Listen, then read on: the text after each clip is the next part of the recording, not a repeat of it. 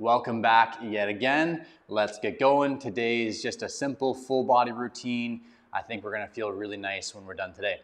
Let's start off in bear sit. We've been here a few times now. Widening your feet, if you can, getting the line from your pinky toe all the way to your heel on the floor. If that's a little bit too uncomfortable, your toes can stay up like so. Okay? Spreading your feet as far as you feel comfortable. It shouldn't be excessive, but it should be enough to generate a stretch through the hips here. From there, we're gonna think about pulling our chest up nice and tall, our head nice and high, and then if you want to, you can add some weight. You can make your arms heavier and just push those legs down a little bit. We're starting off, so let's think gentle stretch. As flat of a spine if you can. If this is really, really tough for you, as always, you can sit your butt on something. It could be a pillow, cushion, rolled up yoga mat, towel, a couple textbooks. You could also narrow your feet as much as you need to and bend the knees, that's fine. But for the most part, I want us here nice and tall for a few more seconds. Easy bear sit, some kind of stretch with a little bit of a vigilant mindset that the spine is continually reaching tall to whatever point you want it to be. Right? So you're not starting to slump over time. You're not thinking about the groceries or what you're doing at work, whether that was earlier today or yet to come. You're tall, you're consistent, you're focused. And then we're going to try and mostly keep the knees where they are as we walk our feet into butterfly. Okay? Walk my feet in together. Can hold on to my ankles if I want to. Can hold on to my shins if I want to. My toes, doesn't matter to me. If you're a little bit less flexible, you're going to be probably holding onto your feet. Arms are kind of resisting the legs from popping in, just giving that a little bit of mindfulness. But if you're a little more flexible, of course, I want you to lever forwards with the chest. I want you to get a little bit more weight down on top of the legs, just like so. Okay, here for 30-ish seconds. Again, making those arms as heavy as you want them to be. That's entirely up to you. So we're doing this kind of double hip groin stretch here. First with the bear sit, which targets a certain range of motion, and the butterfly, which is a little bit different. In a few moments, we're going to transition to a simple kneeling position. Not so much of a stretch as more of ankle mobility, but for some of you, of course, this could be pretty difficult. So we're going to make our way onto our shins. Okay. You can have your feet in line with your glutes so that as you sit backwards to whatever point you want to go to, stop if you need to. I'll give you some instructions in a second. You can just rest in a kneeling position here, okay? Now, if this is tough and you didn't enter it, as I said in the past, you could put something, a block between your bum and your heels. It could be a big pillow to sit on. It could just be supporting this position. Maybe you're on something a little bit more comfortable than me for your knees, carpet or yoga mat or something like that. You're just kind of getting acclimatized to the ankles and the knees in this position. But if you're able to, I want you in your full kneel. This is a pretty basic position that we want to be able to hit. Great for full compression of our knees, okay? Opening up the ankles. Really nice position for lower body health. Just a couple more seconds. And then we're going to do those 3 movements again, one more time each, a little bit faster before we move on to some upper body things. Good. Okay, let's revisit bear sit. One more time. Our goal, as always, when we revisit stretches in one session, is that it should feel a little bit better around 2. Maybe I can enter it, access it a little bit smoother. It's not so creaky, not so rusty, but also just the movement feels better, right? So nice deep breathing now. Making your arms as heavy as you wish. Doesn't need to be heavy if that's not right for you. It's not bad. Another variation that you could think about is set your feet into a position and then think about pulling your knees backwards behind you on a diagonal, okay? And that can create a larger stretch for people who need it through their hips, but also start to kind of hit hamstring as well. Pulling knees backwards behind me. I'm going to kind of counter that pressure by pulling my chest forwards and up as my knees go backwards and diagonal. And that brings my chest nice and tall, my spine really flat, and that's a really, really great stretch. Let's hold that for a few more seconds. One more, nice and tall, a few more seconds. Good, start to relax a little bit, and then we'll go to butterfly again. Pull the feet in, wherever you want to be. I've given this one in the past, but again, if you're a little more flexible, you could do a little bit of a single side push. I'm going to anchor this elbow on this leg while I push with my hand. Okay, I could hold that for 5, 10, 15 seconds and then switch. Whether you're 2 arms, 2 legs like this, you're high, kind of just trying to get a little bit more comfortable with the position as best you can, breathing, relaxing. Whatever's right for you. A couple more seconds. Really nice combo to open up the hips if we're doing a lot of sitting. Back to kneeling posture one more time. Okay. You guys all know the cues. You all know regressions if you need to. Just relaxing here. No need to do anything fancy today to go backwards. Put our heads on the floor and get a massive stretch. This is really nice. We're just looking for a little bit of movement through the ankles and the knees. And I forgot we have one more lower body movement before we move to some upper body stuff. So let's come on out of that. We're going to hit some seated hip rotations. Sitting just like so, similar to the bear sit. Feet are wide, okay? Really set your heels wide apart from each other. We're going to take one leg and try and drive the inside face of the leg. We're going to softly allow that collapse inwards towards the floor. Strict is keeping your hip where it is. A little bit more loose is going to allow the other hip to move as well. Okay?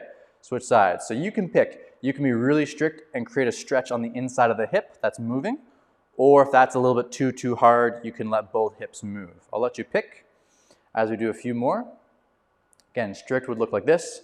It's testing my true internal rotation of my hip. A little bit more lax, one more rep. The other leg goes out too. All good. Okay, now the opposite. Reset to your start position. I'm going to take the outside face of my leg. Try and touch the outside face of the floor. I should feel a stretch similar in the areas that we did in our bear sit and our butterfly. Okay, other side. And same thing applies. This is more strict. This is more mobility based. If that's a little bit too difficult, if you can't get much range of motion, you can allow the other leg to come inwards a little bit and you can get more, that can make it a little bit more lenient for you. But if you're able, I want you just isolating that one leg and feeling that hip stretch on that one leg. And now we're working on our external rotation. Good. Let's go hands and knees. Okay, knees on anything you need to for help. We're going to start with some classics that I like just to get going on the wrists. Okay, a little side-to-side rocking. You can have lots of weight down on your wrists if you want to. You can have not a lot of weight with your knees closer to your wrists. We all know what to do by now, I hope. A couple more reps. Now what we're going to do, I call wrist kneading, okay? Like you're going to knead some bread, kneading with a K, which is I want you to kind of walk your hands from fingertip to knuckle to palm, just like that rolling fashion I'm showing you. And you're going to improvise the direction that your fingers turn for about 60 seconds, okay? So if you're really flexible, you can go all the way back like so. You can also work all the way in, rolling fingertip, knuckle, palm, okay? If you're a little bit less flexible to the wrists and the shoulders, you're just going to stay in ranges that are accessible for you. You can pick.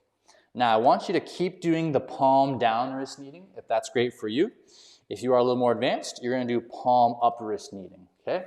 Same thing, fingertip, knuckle, and then the back of the knuckles or the palm. Just going to kind of change the position. And all we're doing here is just different types of angles, rotation through the shoulder, right? Elbow and wrist. And just loading the wrist in some different ways for a few more seconds. And when you do this really gently, man, wrists feel awesome when you're done. Be soft. If this is your first time with stuff like this, I hope you did not go onto the back of your hands. That can be quite intense. Get that little shaky shake. Next, we're going to do some scapular circles, rotations. So many times together, we've done shoulder shrug rotations like this, where we work through our 4 corners, up, down, back, forwards. We're going to try and do that with our hands on the floor. It's going to look a little funny, but trying to feel that rotational torque that we can generate through our shoulder blades. Think of the 4 positions and then round through those 4 positions. So if you want to, you can follow me. I usually like to start down, so retracting. Okay, I'm going to pull my shoulder blades towards my hips. round them up to the ceiling, pull them up to my ears, back to retraction, and then again, down, up, like so. And my elbows, if they can be, are completely straight. They can bend a little bit, but not really getting too much movement through the elbows because we're trying to target our shoulder blades, our scapula. Good. It might be a little bit tricky, but try changing directions. It might feel a little foreign at first. You might be like, what is happening? If so, keep going that first direction. That's all good. Elbows are mostly straight. Find your 4 positions: rounded, pulled down, retracted, pressed up to ears. One more.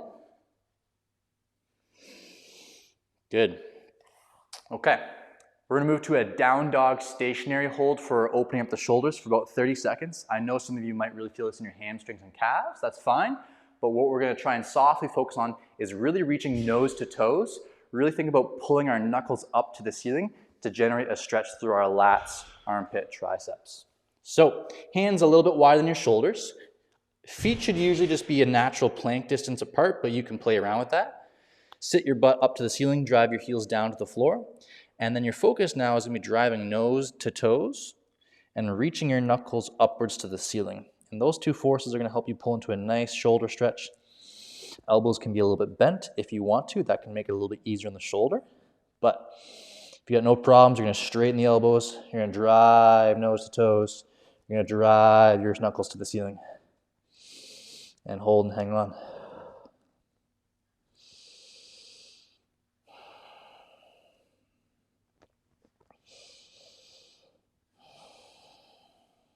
Give me one more deep breath.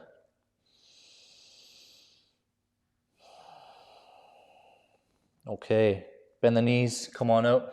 The last thing for the day, we need to grab a chair, and hopefully you guys, the entire time in that routine, had something for your knees. Let's finish off with some couch stretch and just do an easy stationary stretch to relax before calling it there. We did this one just over a week ago. So the back of the foot's gonna be on your chair. Mine's a little bit high. Hopefully your object, bench, chair, couch, is a little bit lower than mine. Recall, if this is a big stretch on the quad and hip, I'm gonna bring this down knee forward. That'll make the stretch more gentle and easier. I can also bring it closer to the object. Some people will use a wall for this. That's totally fine. I'll show you what that looks like. Just keep holding your stretch. If I wanna use a wall, if I'm a little bit more advanced, I can put my knee as close to that wall as I want to, and then get nice and tall. But there's a little bit more of a demand on the ankle here. So whatever works for you, here for about 30 more seconds, and then we're gonna change legs. Medium stretch, okay? Maybe not easy, maybe not gentle, but also not harsh. Medium stretch where you're definitely feeling something. If you have nothing going on, you could squeeze your glutes a little bit, your butt cheeks. And if you do that gently, don't go nuts, you will definitely feel strain increase in the quad and the hip area. Give me 2 more deep breaths. Good. Okay, other side. Bow on down, be gentle as you exit, gentle as you transition. My mat's all over the place here. Doesn't matter. Again, move that knee closer, move that knee further away. Also, an inclined chest would be a way to modify it if you can't move your knee anymore away. You can just incline your chest. Ideally, maybe you have something else to hold on to here, but that will take some load away from the hip. Okay, so remember to breathe here as we're finishing off. Hope you guys feel good. Hope the groin feels good. Open up the hips a bit. A little bit of shoulder love. Remember our previous cues with this. You could always rotate softly over that forward leg. A little rotation might be a nice play on that movement for you. I usually don't like to rotate inward like this. I feel like kind of awkward. One more deep breath. Good. Slowly, gently start to come on out. If you really like that couch stretch, feel free to do another minute or 2 per leg, okay, as we round up, and I hope you have a great day.